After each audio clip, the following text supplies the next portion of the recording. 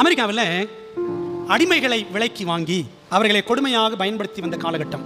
ஆப்பிரிக்காவிலிருந்து அடிமைகளை கொண்டு வந்து அவர்களை விற்பதும் ஏலம் போட்டு விநியோகம் பண்ணுவதும் நடந்து கொண்டிருந்த காலம்.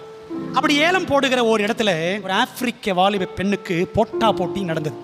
ஏல பேரம் பரபரப்பாக சுறுசுறுப்பாக நடைபெற்றது. ஒரு பெரிய பணக்காரர் ஒரு பெரிய தொகைக்கு அந்த பெண்ணை ஏலம் எடுத்தார். அந்த பெண்ணுக்குரிய பணத்தை கட்டிட்டார். இந்த பெண் இனிமேல் எனக்கு அடிமை அப்படின்னு ஒரு பத்திரம் எழுதி வாங்கிட்டார்.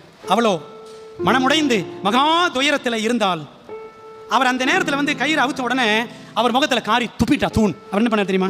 உடனே கட்சி படுத்து அப்படி முகத்தை துப்பு இடத்துல அப்படி தொடச்சி எடுத்துட்டார். அவள் துப்பியதை அவர் பொருட்படுத்தவில்லை. எச்சிலை துடைத்து விட்டு அவள் கயிறுகள்லாம் அவுத்துட்டு அவள் கையை பிடிச்சு தன்னிடம் இருந்த அந்த பத்திரத்தில் நீ எழுது அப்படின்னார். நான் இனிமேல் சுயாதீனம் உள்ளவள், ஐ ஆம் ஃப்ரீ ஹியர் ஆஃப்டர். அவள் எழுதினான். இவர் கையெழுத்து போட்டார்.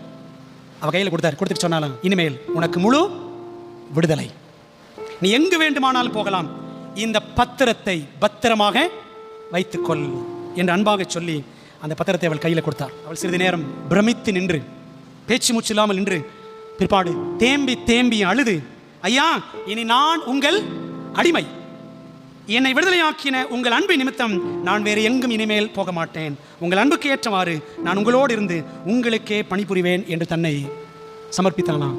அவர் காலில் அவள் விழுந்தாள். ஆண்டு நம்மை எத்தனையோ அடிமைத்தனங்களில் இருந்து சிக்குண்டிருந்த நம்மை அவர் விடுவித்திருக்கிறார். எல்லா அடிமைத்தனங்கள் வெளியில் வந்துட்டோமா? இல்லை, கண்கூட தெரியுது. இன்னும் இல்லைன்னு கண்கூட தெரியுது. நம்முடைய சாபத்தை ஆசீர்வாதமாக மாற்றிய இயேசுவுக்கே நம்மை நித்திய அடிமைகளாக நம்ம ஒப்பு கொடுக்க வேண்டும். ஒப்பு கொடுத்துட்டோமா? ஒப்புவித்தேன் பாட்டு தான் பாடுறோம். ஒப்புவித்த மாதிரி தெரியல ஒன்றும். உண்மையிலேயே நாம் கிறிஸ்துவுக்கு நம்மை நித்திய அடிமைகளாக ஒப்பு கொடுத்து அவருக்கே நாம் சேவை செய்ய கடமைப்பட்டிருக்கிறோம்.